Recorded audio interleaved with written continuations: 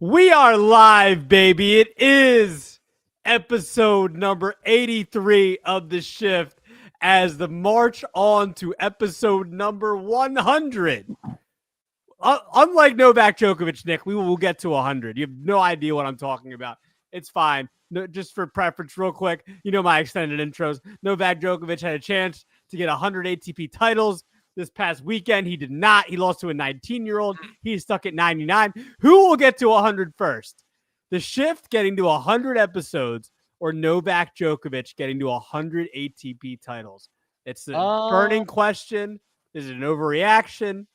You know what I'm saying? I don't know. It's a good tease by you right there. That's what I do. Good tease. Think about it. If you're watching, you're just joining, just getting in. I know he goes for a little bit. We know this. It's how Francisco operates.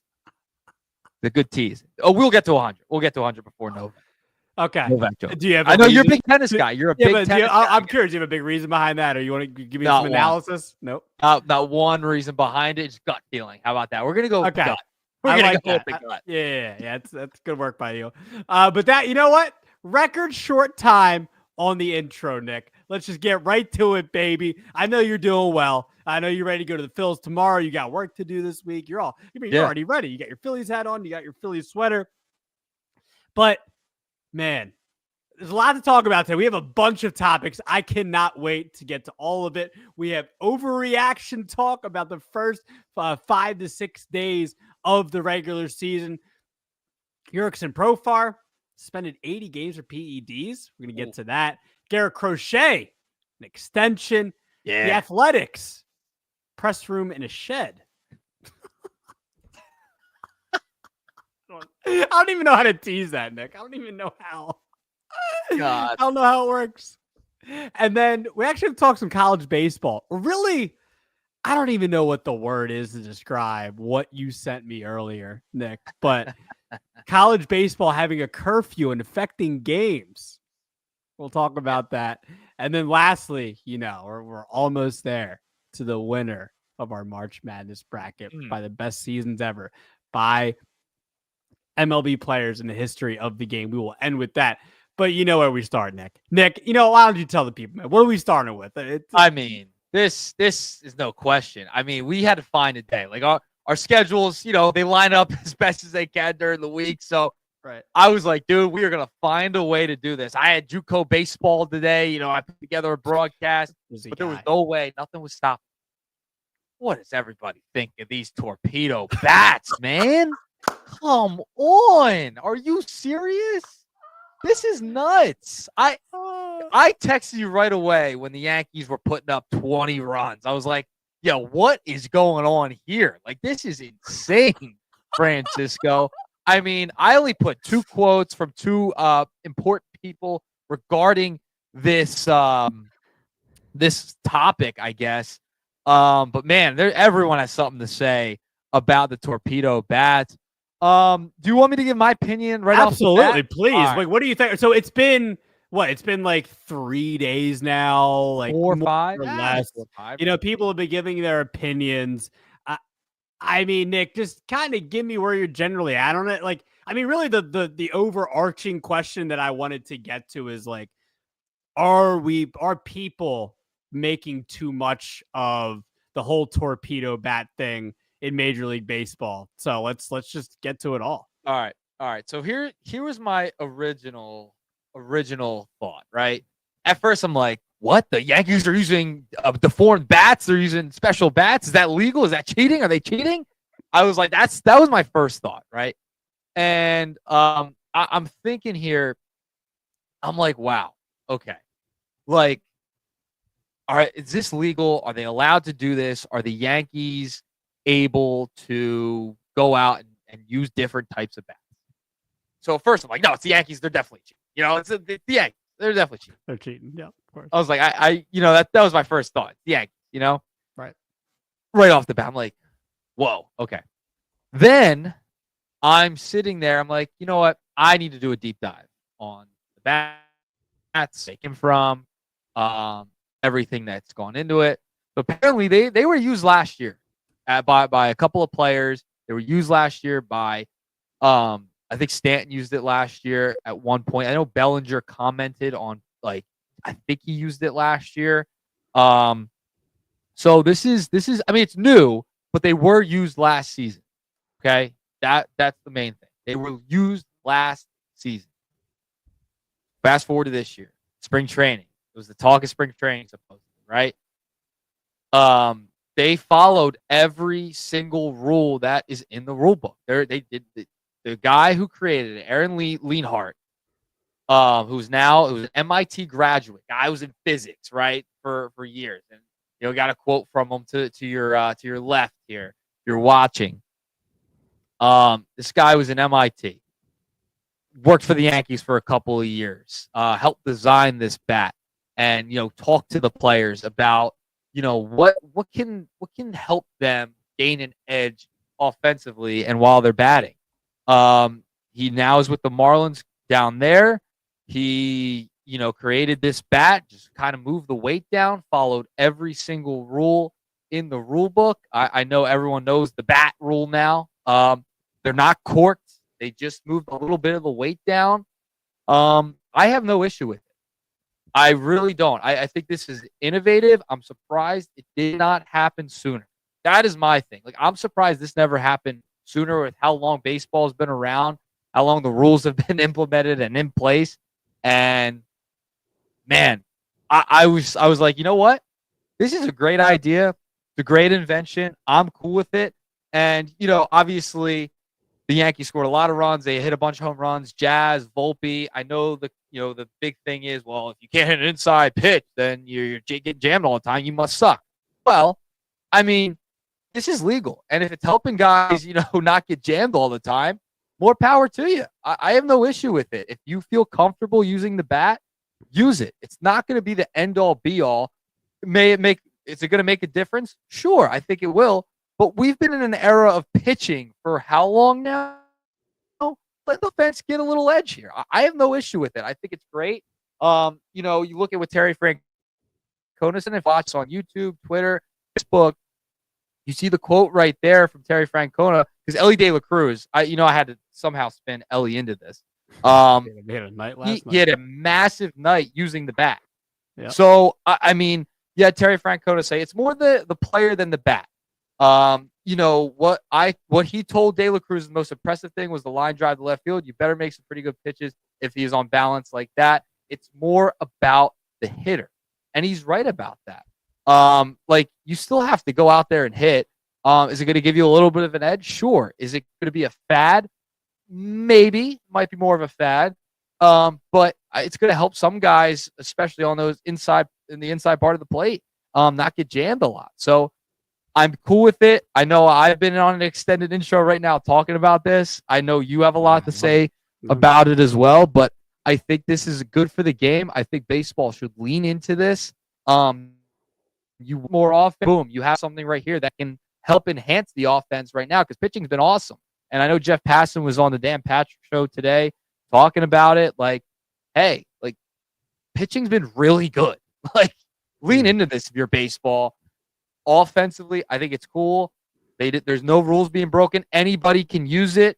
Not cheating. It's within the rules.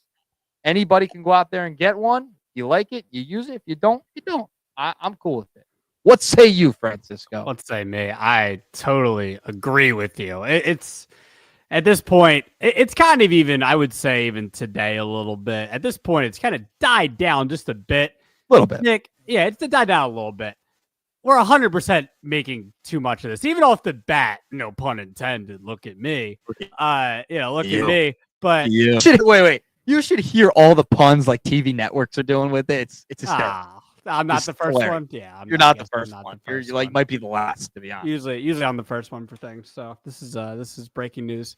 But Nick, we're 100% making too much of it. Even when the Yankees, as I was, heading down to Washington on Saturday, and I was seeing the Yankees hitting all those home runs. Judge had 3, and another thing is it's right there. Aaron Judge isn't even using it. And he's tied for the league lead. With Suarez from Arizona for the lead for MLB lead in home runs. He doesn't need it.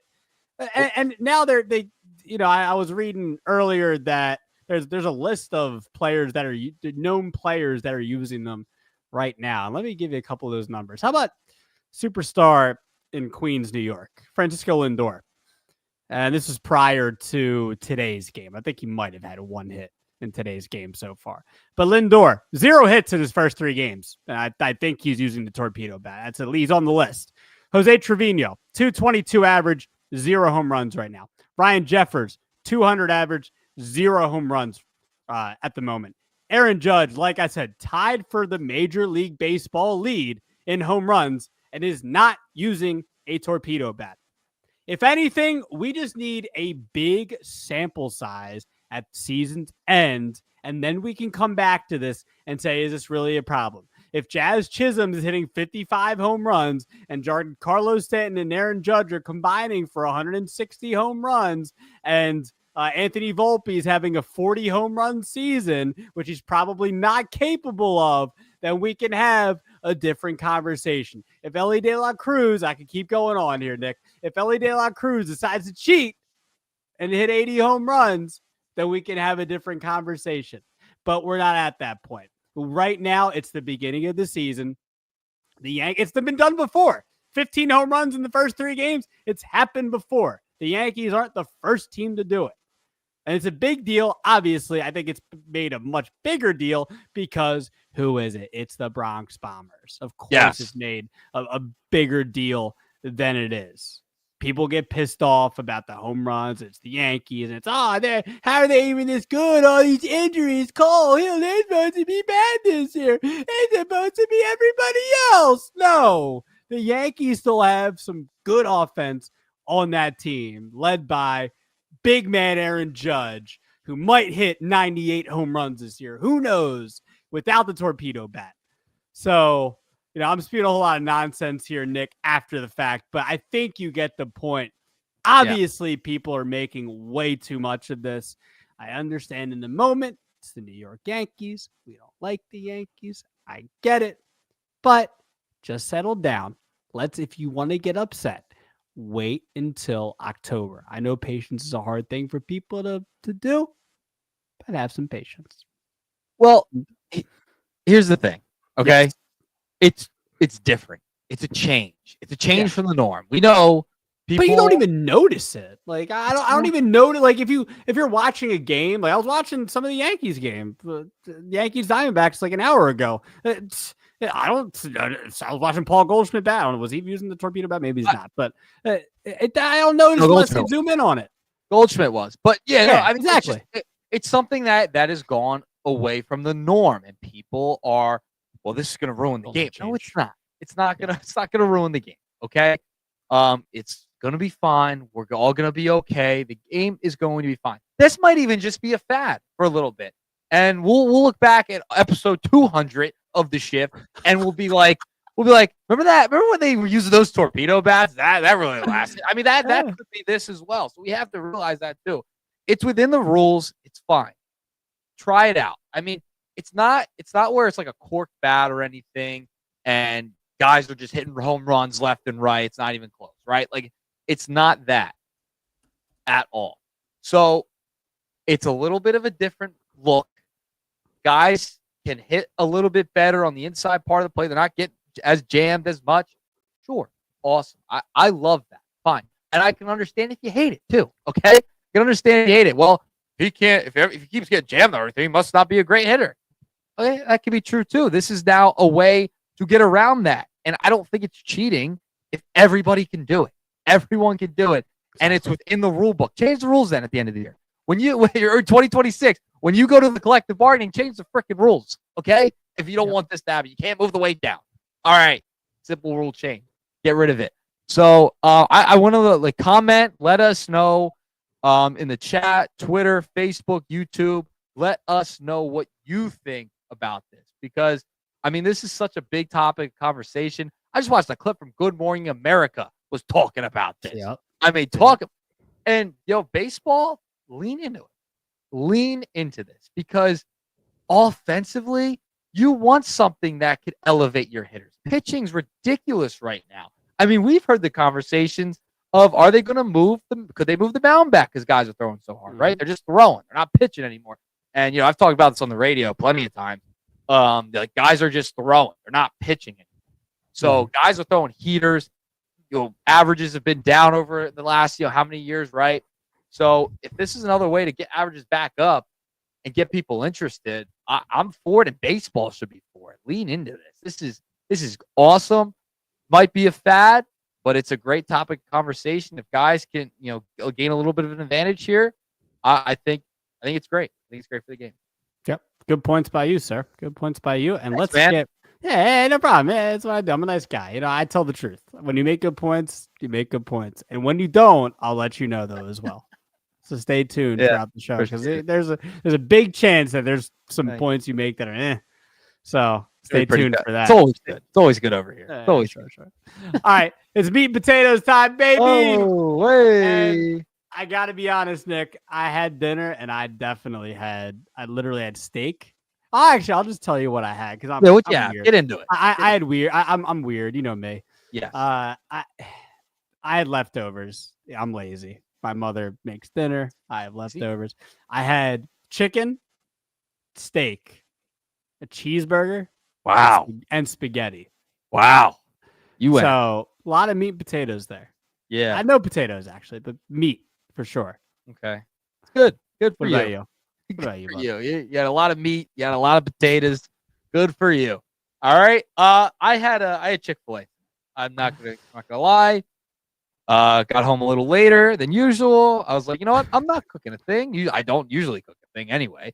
The most I could go is noodles. But I had pizza the other night, so I was like, you know what? We're gonna go to Chick-fil-A. I'm gonna get a chicken sandwich. I'm gonna have some nuggets. No pun Nicky intended. Nuggets. No pun intended there. And yeah, so some nuggets, some fries, and a chicken sandwich. That my dinner. You ever gonna get that sponsored like Nick's Nuggets? I think it is sponsored. It is sponsored. It is sponsored. Well, I mean, like, are you ever gonna get like a Wendy's ad with your face on it or something? Maybe. Nick's Nuggets. You never know. I'm a big TV guy now. Yeah, you're Nicky Sticks. Nicky Sticks. So all the nicknames they continue to be evolving every day. I mean, the legend of Nick Earnshaw is growing every single. Oh, it's something. Yeah, I mean, look, you're gonna be at Phillies games this week. Will making appearances. There. I mean, you're being asked for heavily wherever you go. Yeah. So I'm proud of you, and I think we're all proud of you. Thanks, man. We're proud of you too. We're proud of you. Thanks, man. That's what I do. All right, so let's get into the first part of the meat and potatoes, Nick. I want to have some fun with this. Yes. It's with the early in the season, about 5-6 games through the regular season.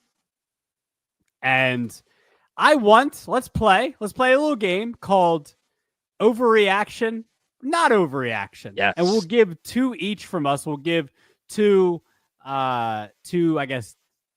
questions, and then statements. They're more so statements. Questions / statements, and give our not questions, statements, and and you tell me overreaction, not an overreaction, and I'll do the same for yours. So I'll go first. I'll give you mine, and then tell me what you think. All right. We're going off of the lead topic here. Gotcha. Aaron Judge will hit 70 home runs this season.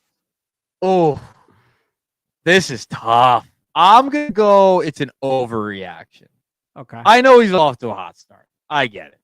He's trying to go for it. I'll say he'll get like 67. Oh man, that's pretty. Okay. I know, but I don't think far. I could, it's not far, but it's not 70. I got 65, 66, 67. I think that's doable. Sure. Stays healthy. I don't think he hits 70, though. I think he has a massive year. Feels like that. It was like March. It just turned April Fools. I'm not kidding on this one, but I believe it's an overreaction. I think he'll get close. I think he could get close, but no cigar. No cigar. Yeah, I just think, 70 is a lot, like that's a lot. 67, like you're saying that like it's like a huge difference. It's not 3 home runs off. I'm thinking like the pace he's on now, like I get it, but Right. I just don't see it. I think. I mean, it'll be close, sure. Like I think I think he can get there, get relatively close, but it's not going to be enough. Like they'll put the chase on. Like maybe in August, September, they'll put the chase on for 70. He won't. Ellie versus Judge for the home run chase. Well, Ellie can get 70. Ellie will get 70. All right, yeah. We got Torpedo Bats now. Yep. Torpedo Bat. I mean, the guy. What was the stats like? I had it saved just for today. Like I know we're talking about Aaron Judge here, but we do have to talk about how good his stats were. I did have it saved somewhere. Oh yeah, 4 for 5, 2 home runs, 7 RBIs, 4 runs, 11 total bases for Mr. De La Cruz. Yeah, he's a good player. He's a good player. He's not there yet, but a good player. Maybe he had a good night. Had a good night feeling himself. Look, well, yeah, listen, the first time I have my current tennis racket, the first time I got it a couple of years ago, I paid a lot of money for it. It's a good tennis racket. I felt good. I had a great day the first time I played with it. And then I came back to earth because, because it happens. Okay. Yeah, sure. So, all right. Yeah, all right. Keep paid. Yeah. It's fine. All right, next one. Mackenzie Gore, who had 13 strikeouts versus the Phillies in the opener for the Nats and the Phillies. With that said, Mackenzie Gore, Nick, one of my big breakout starting pitchers for this year. Do you think he will break out enough, or maybe he can have like a Tarek Skubal type of year last year and win the National League side this season? Oh, you're killing me. These are good ones by you. I'll tell you that. These are good ones. Wow. So you had Wheeler, right? Like I can go back. I did. Yeah. Like this was our picks. Came prepared. Yes. This is our picks. Okay. Yes.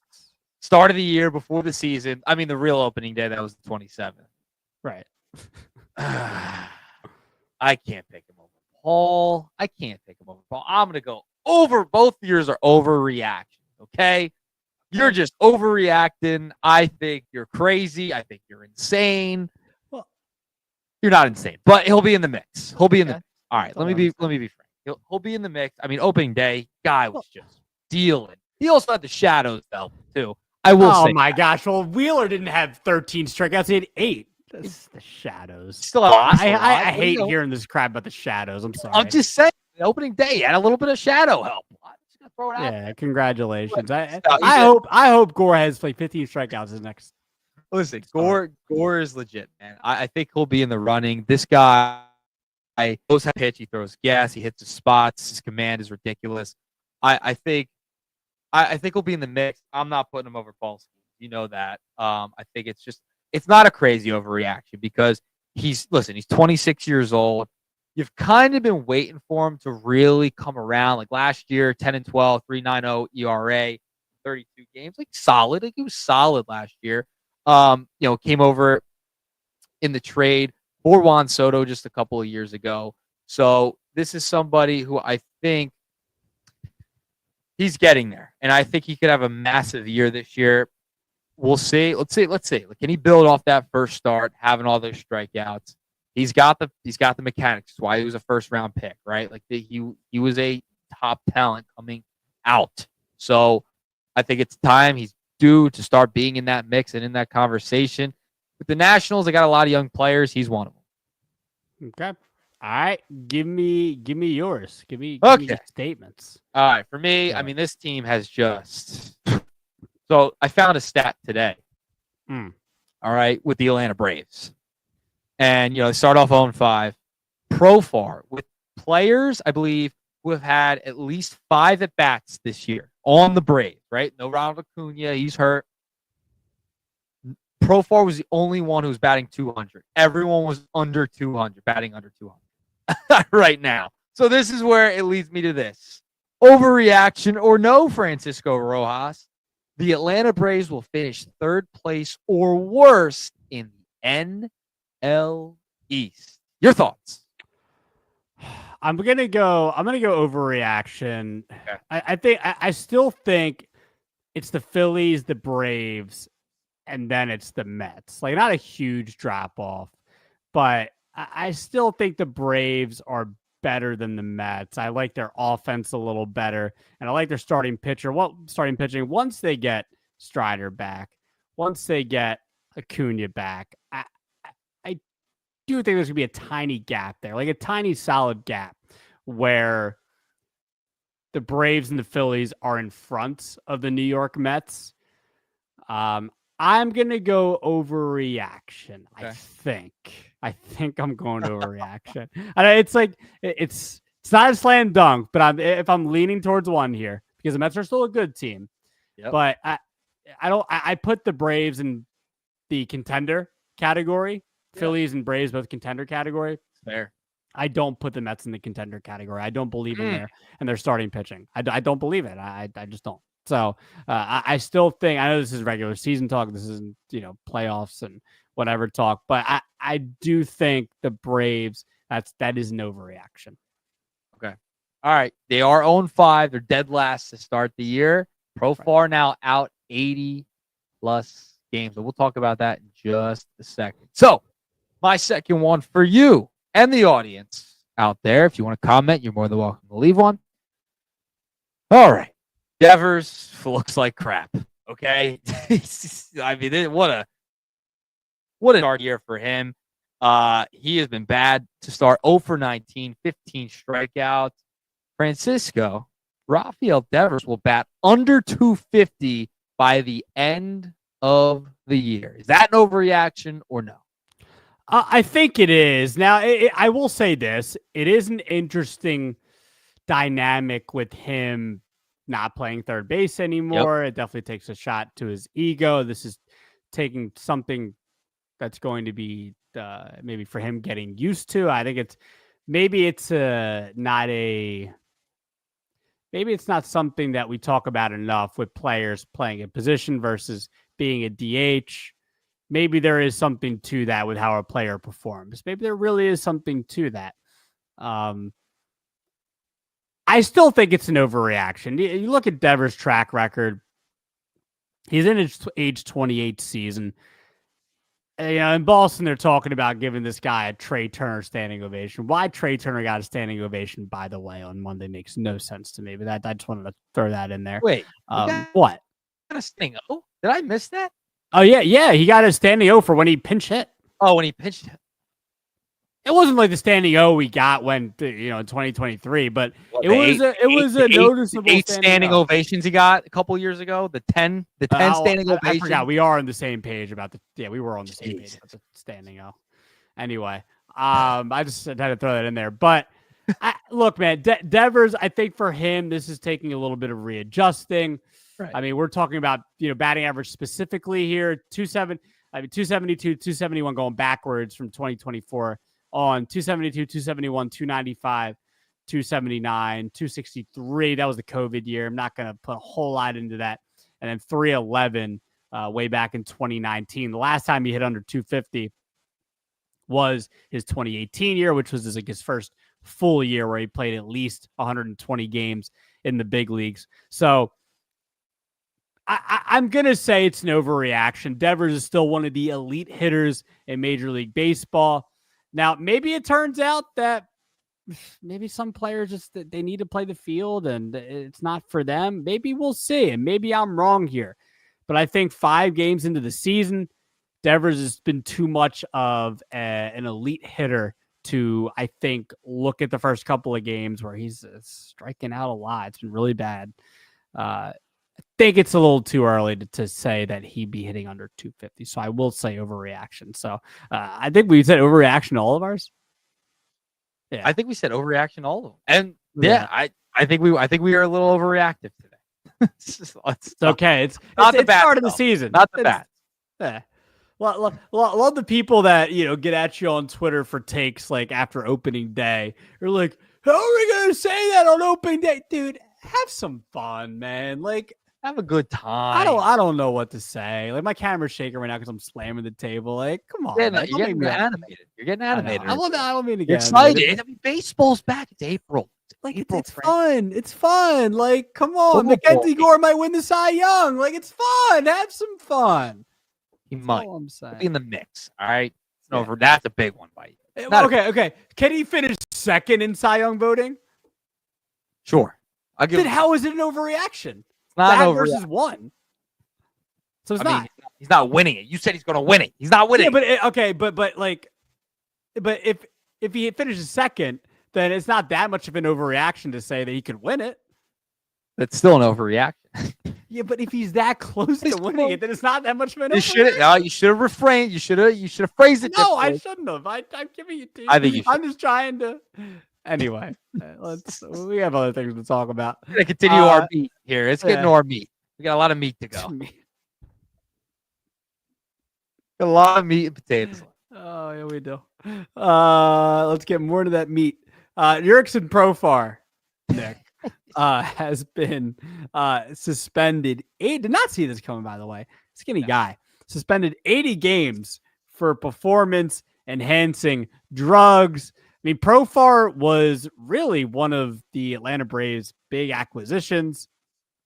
This offseason had a career year where he had a 135 OPS plus. He originally, Nick, was a top prospect, way back like a decade ago, and finally blossomed with the Padres in 2024.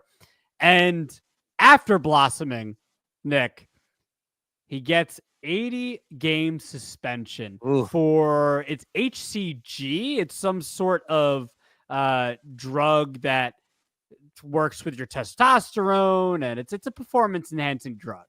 And now he's going to be suspended 80 games. Will be deducted almost $6 million of his $12 million. 5.8. Yeah, 5.8. Of his $12 million salary this season, and he will not be able to play in the playoffs for the Atlanta Braves. Nick, just give me your general thoughts here. I also want to get into kind of like, are you surprised players are still? We are only a few years removed from Tatis, all that stuff. Like, are you surprised? Like, what are your thoughts on Profar and Tim getting 80 game suspension for PEDs? I'm not surprised. Like, I'm not surprised the player got caught again. Like, it's never gonna. I don't think it'll ever fully go away. You're gonna have guys take stuff that, they might not even realize that. Hey, it's banned. It's a banned substance because that happens at times. That does happen. I will it does happen. Mm-hmm. But listen, he messed up. It doesn't shock me. Does it bother me really? No, because I'm of the proponent of, hey, put all the other guys who used them in to the Hall of Fame anyway. I'm not shocked by it, but it is pretty interesting that he's the only guy batting 200 on the Braves, and they're 0-5, and no one else can bat higher than him. So it really wasn't working that well, to be honest. But I'm not surprised by guys getting caught. I mean, it's more of a general thing for me. You're going to see this all the time still. So I think for Profar, this is a big loss. This is a big signing for him. Like, he lost $5.8 million of a $12 million contract this year, and he'll be eligible about June 29th against the Fighting Phils to come back. Mm-hmm. So he's missing a quarter of the season. That's essentially what it is. Really, actually, he's missed half the season, I should say. But include playoffs too. He's missing a little less than half of the year. So yeah, big loss to start the year for them. Not how you want to start it. You're still waiting for Acuna to kind of get back into it, right? A lot of high hopes for the Braves heading into this year, looking for a bounce back year. Injuries have plagued them like they did last season. Now you have the Profar thing starting off this year. Not the way you would want to start for the Braves, especially when you're struggling in 0-5 and can't hit a baseball for anything. So, this is a big loss. You're going to lose him. Last year he won a Silver Slugger, batted 280, a lot of career highs, signed that big deal. They were expecting him to be a big part of this offense. And now look, now he's gone. Now he's gone for a good chunk of the year. So big loss. Doesn't surprise me. Someone else got it. How about you? First off, Corey on YouTube is saying no Dodgers talk. Man, shout out to Corey. We appreciate you tuning in. Corey, but yes. Look, man. What do you just want to say about the Dodgers? I originally was going to do an overreaction that the Dodgers will break the Mariners and Cubs record for wins in a season, but like that's so predictable. Like people are already doing that question anyway. We don't need to talk about the Dodgers. We don't need to. We did the Tokyo series. The Dodgers have been talking about all season. Well, we'll get to the Dodgers. Nothing to talk about right now. They are 6-0. Congrats. You're doing what everyone thought you were going to do. That's it. They're a good baseball team. They're a good baseball team. Corey, and honestly, we appreciate you, Corey. Yeah, we appreciate you, but God, I don't know what you want me to say. I a lot of talent on that team. Glass now look nasty the other night. How much you want me to say? That's it. Now your Dodgers talk. There you go. There you go. That's the Dodgers talk for the night. Stay tuned. There might be more. Who knows? But for my whole thing with Profar, Nick, and I was listening to Talking Baseball earlier, which I do a lot with Chris Rose and Trevor Plouffe. Kind of just want to echo them. Like I wonder what it's like in the clubhouse. If you're the clubhouse, you're his teammates, and you're the owner, the GM, you're the fans. You feel you take. It's got to suck. Like it's got to be a horrible feeling. Like you took a chance on this guy. You gave this guy $42 million over 3 years. Now, okay, he won't get $6 million, but Profar is still going to be reaping the benefits of his big year in 2024. Did he willingly know that he was taking it? I'm not sure, but I don't know. Is he going to appeal this? I mean, don't you think if you really were against this, wouldn't you appeal it? I don't know, but maybe that's not how it works. But I don't know. That's got to be annoying for teammates to have to deal with. It's got to be a lonely feeling for, for them, for like I said, the GM, the owner, for taking a chance on him. And it's got to suck, for Braves fans, because he was one of their bigger acquisitions this offseason. So not a good situation overall. And Nick, I will say this, like you are right that you're not surprised that people are still getting caught, but I don't know, just over the years, we had Mitchell Report, we had the steroid era, we had Robinson Cano a decade ago, we had Manny Ramirez, we had A-Rod, recently had Tatis. Who else am I thinking of? I think they mentioned Urban Santana on Baseball Today as well. I don't know. You don't think the guys would just stop using it at this point and be like, okay, like that's a thing of the past. You think you're just going to keep? Yeah, I guess. Like, look, and Trevor Plouffe mentioned this on the show earlier too. That I guess if you're Profar, who cares? You're still getting $37 million over the next 3 years, no matter what. You still getting the benefits from it, no matter what. You're still getting. You're losing a big chunk of your contract. You are, but I mean, this is probably the biggest $5.8 contract he's gotten though. It's almost half. It's almost half. It's half his salary this year. I know, but he's still going to get. So he's going to lose $6 million off of 42 over 3 years, is what I'm saying. Now. But he's losing it this season. He's losing six. But you're half still the salary. Imagine your salary getting cut in half. It's a big chunk, man. It's a big chunk. I understand, but like still the back 2/3, so you're still getting $30 million. Like you're still, who knows how much went that in 2024. We'll see. All right. That's all I'm saying. So that's my thing on the Profar thing. I don't know. Part of me is still a little surprised that guys are using. But let's move over to up to Boston. Garrett Crochet gets a 6-year, $170 million extension with the Boston Red Sox. Nick, I'll tell you, I mean, this is not a surprise. They weren't going to just trade for him and just keep him for it would have been just for this season, correct? Just for this season. Yep. You didn't trade away, and then now they obviously didn't have to. I mean, they were lucky enough to where they had Roman Anthony and Christian Campbell, and you don't have to worry about those, trading away those guys to still get Crochet. Yes, they gave up Kyle Teal, but you were still able to retain your big time prospects that are going to be a big part of the future of this team. But you weren't going to trade away a prospect package to get Garrett Crochet and not sign him to an extension. Now, you are taking a risk because he hasn't exactly, had the best, he's had some health issues to start his career, but did get the Tommy John surgery. Usually guys only have to get it, once, and then they're usually good for the rest of their career. So obviously Crochet has the ace stuff. His fastball slider combination is disgusting. We saw that in display in a full season last year when he had 200 plus strikeouts. He is an ace. He's a future ace, and you are taking a risk with the health stuff to start his career, but still a young pitcher, and that's supposed to be a part of. They weren't going to get Crochet for 1 year. Like, yes, the Red Sox are trying to go for it this year, but I still think the Red Sox are, they signed Evers that extension, gave Bregman a 3-year deal, locking guys up for the long haul. They're not doing this just for this year. So it's all this coming. Yeah, I mean, this makes sense. Makes total sense by Boston to do this. Guy's in his mid-20s, right? And, you got to pay a lot of money for some of these players. If he goes out there and has a big couple of years, a year or two, right? Like, that cost is going to rise, right? Like, he's got plenty of time to do it, too. He's only in his mid-20s. You go out and you sign pitchers like this. They're locking guys up before they get really, really, really expensive. So this makes total sense if I'm the Red Sox from their perspective.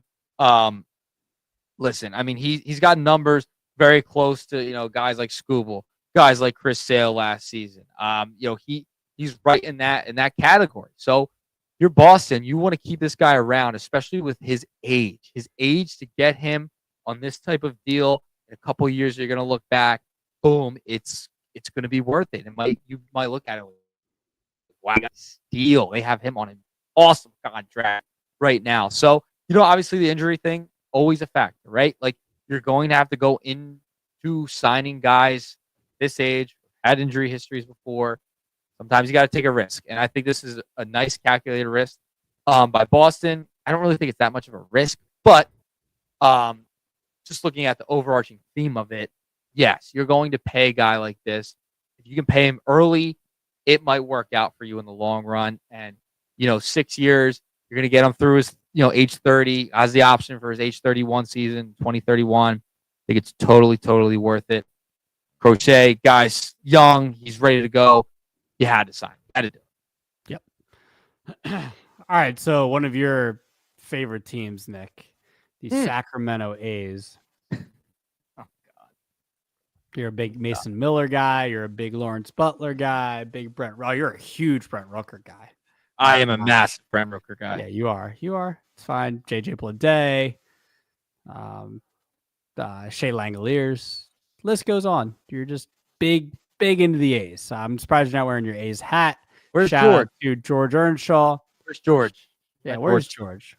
I don't. It might still be in a box, to be honest. Right now, George might still be in a box. Yep. Still halfway done the man. Halfway done.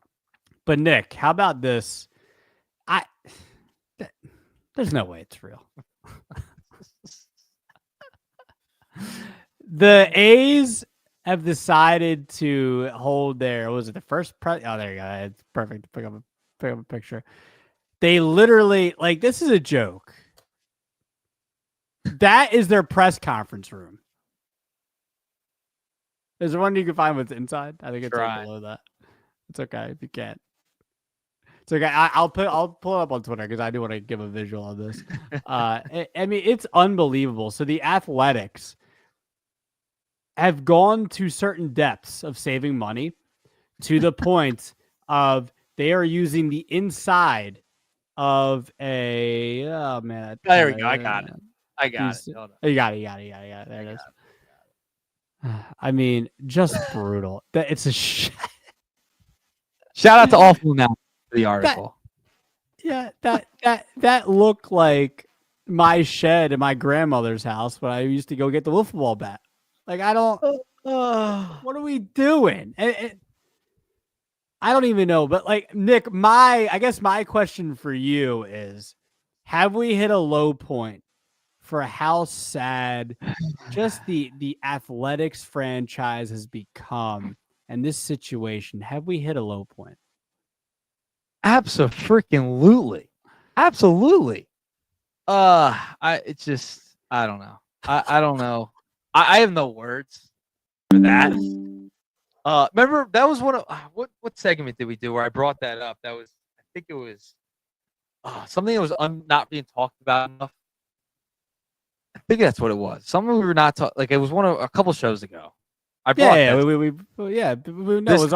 wasn't it the opening preview, day or right? was it the preview? Was It it was the last one. Could've been last You talked about not being talked about enough. You talked about Yeah. the Marlins and the A's at minor league stadiums. Yes. Well, the Rays and A's. So I'm sorry. Yeah, Marlins. The Rays and A's.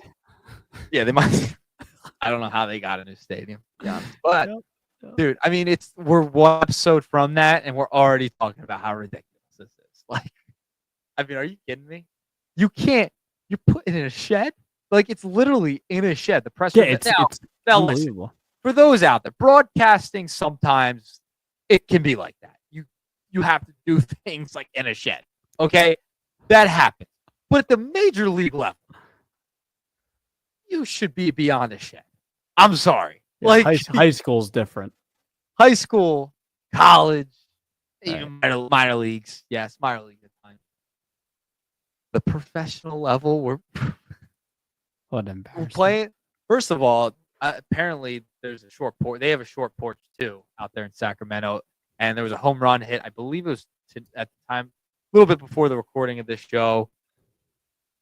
There was a home run hit, and it was only going to be a home run in 1 out of 30 parks, and it was that park, which is a AAA stadium for minor leaguers, for a minor league baseball team. And that where are the Athletics? They're not Oakland anymore. They're nothing. They don't claim anywhere. They don't claim Sacramento, so you can't say Sacramento because they don't claim it. Okay, can't claim it. I can claim Philadelphia as a South Jersey guy more than they claim Sacramento. Okay. All right, we are a suburb. All right, we are a suburb, South Jersey. Okay, shout out. Shout out to the Bears. This is such a joke, dude. I can't even muster up an actual sentence regarding this. I can't because it's so stupid. I don't know how you, as a professional organization, as Major League Baseball, how the hell do you let it get to that point? It's brutal. Sorry, I got nothing else. I will get so angry before I go to bed tonight. I need to have milk and cookies before I go to bed. Okay. Milk and cookies. I'm actually going to disagree with you. So I actually don't think this is a low point. I still can know because I was going through my thoughts earlier. No, Nick. I didn't even. It's funny. I didn't quite. By the way, it's a low. You what? Point. Sorry, you kind of cut out. Sorry, I didn't even answer the question. I think we're already at the low point for the A's. Okay, but does this symbolize their low point for their franchise? I think playing in a minor league field does. I think that symbolizes, not this. Yeah. This is just part of it. No, that's a good point. I still think the low point for me, Nick, and maybe you can feel this just as a baseball fan, just loving the history of the game.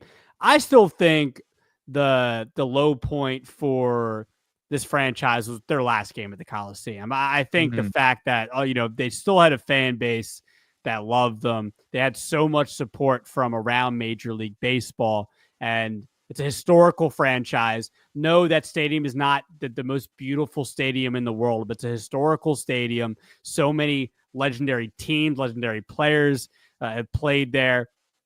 Moneyball, come on, the 20-plus game win streak. I still think that was the low point, just that being the last game there and them actually moving from Oakland. Emotionally, that feels like the low point, but this is definitely one of them. This is just one of the more ridiculous, sad, kind of comical. Yes, it's comical, but it's not. It's this is embarrassing. For us as baseball fans, I feel embarrassed a little bit that if I showed this to somebody, I'd get knots in my stomach. I'd be like, oh, this is baseball. This is a major league team.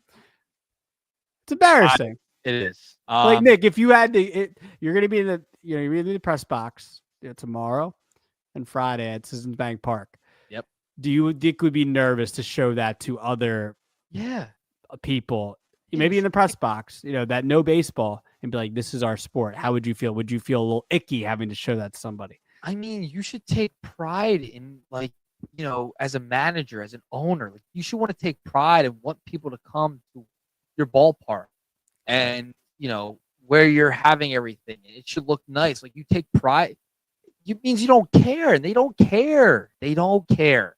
They wanted to get out of there. They did it on purpose. They let the Coliseum go through the shift. Okay. We're going to keep it clean. PG here. got kids watching on purpose. Okay, I mean, they did it on purpose. This was intentionally done to get to Las Vegas. Okay, there's no other ifs, ands, or buts. This was done on purpose. They have a cheap ass owner who, I mean, they had possums in the broadcast booth. I mean, it doesn't get more ridiculous than that. I mean, I'm sorry, it's brutal. I mean, we thought it was funny in Moneyball, the guys paying for soda. David Justice. We remember that iconic scene, right? We got to pay for soda here in Oakland. I mean, they got to pay for a lot more. Okay, or now the Athletics, whatever. I don't even know whatever the franchise is anymore. It's so sad. It's such an iconic franchise, I should have wore the A's hat tonight, but I'm gonna get my blood pressure up. Be careful, man. So can't blow a gasket. All right, let's get to the last topic of the meat and potatoes. This has been a lengthy meat and potatoes, but not in a bad way. It's just a lot to talk about tonight, which is good. There is so much going on. There's a lot happening. We appreciate you, Major League Baseball. Thank you for the content. But outside of Major League Baseball, we would like to say thank you to the SEC.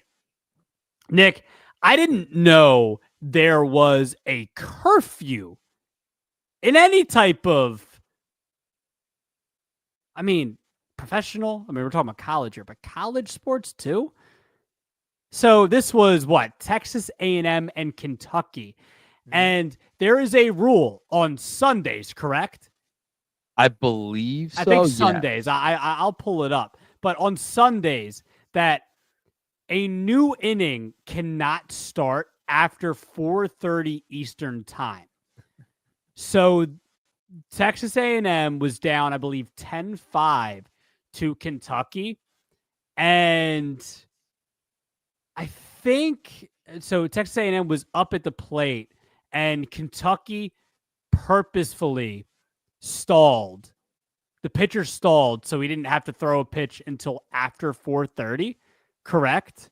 Yeah. And the managers got into it. So you have here Michael Early from Texas A&M, and he started jawing with Kentucky's head coach too. And this was him talking about just the whole dynamic of what happened between them and Kentucky with the curfew.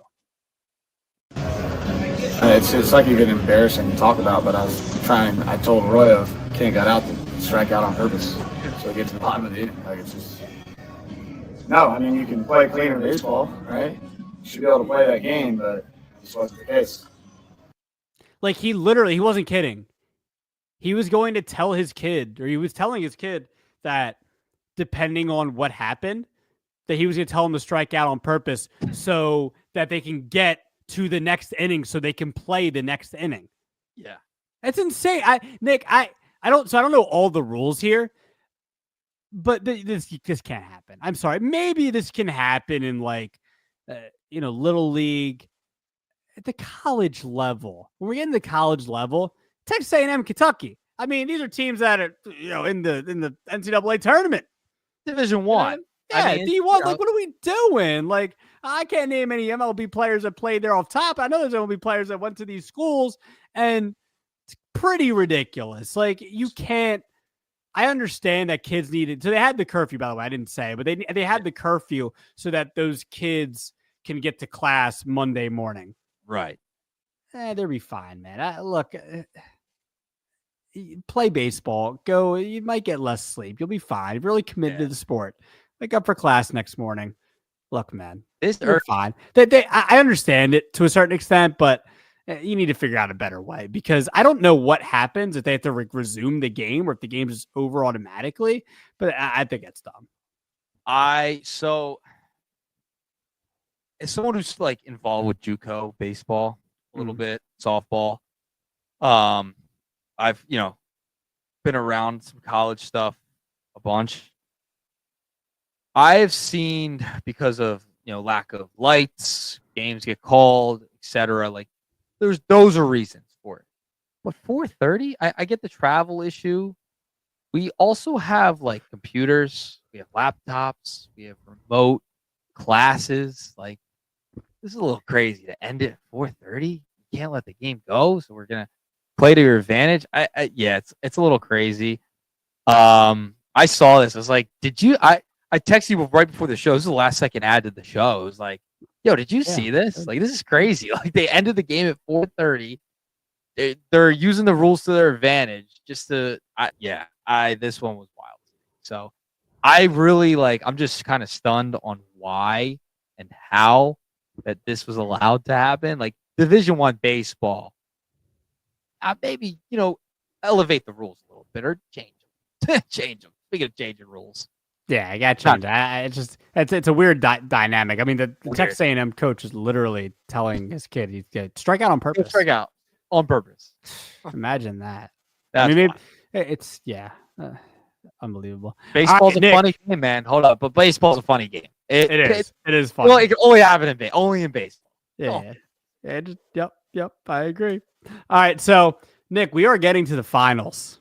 Yes. Of our bracket. If you have not kept up, by the way, do you have the picture of the bracket by any chance? If not, that's all. You're the man. You are the man.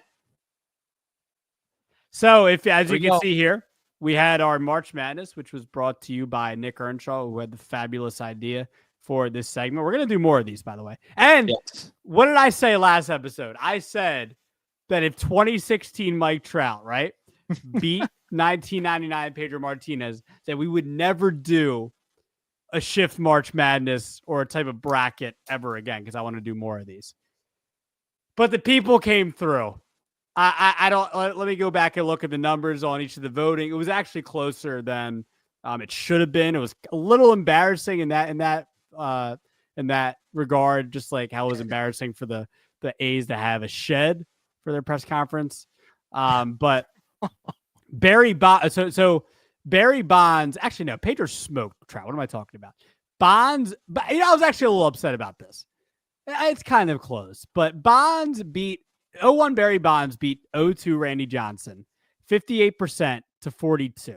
Kind of close, but Bonds with a nice win there. And Pedro, kind of smoked Trout the water, 75% to 25%. So the people came through. Again, the segment wasn't going to happen if Trout won, especially won the whole entire thing. So thank goodness. 1999 Pedro Martinez, legendary. His stretch run from 99 to 2000, two of the best seasons of all time. If we could do two seasons by one player, that would probably be on there, 99 and 2000 Pedro. But we did, those were not the rules. The rules were one season per player.